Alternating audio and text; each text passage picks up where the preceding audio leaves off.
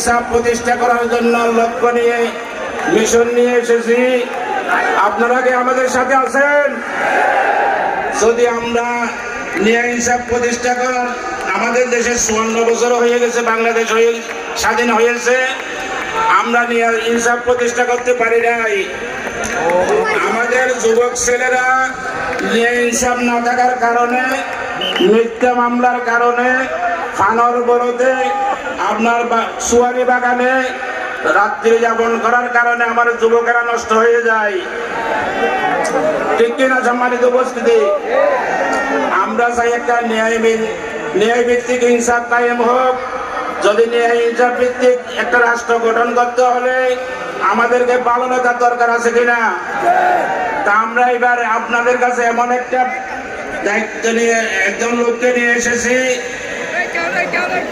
উনি হলো 35 বছরের একজন শিক্ষক, একজন সিনিয়র মাদ্রাসার সুপার। ঠিক না বাদিওল? তাহলে আমরা একটা যদি ইনসাফ ভিত্তিক রাষ্ট্র গঠন করতে পারি, একজন ভালো নেতা দিতে পারি, তাহলে আমাদেরকে মিথ্যা মামলায় নিরীহ মানুষকে হয়রানি হইতে হবে না। সেই জন্য আমরা একজন ভালো লোককে আমরা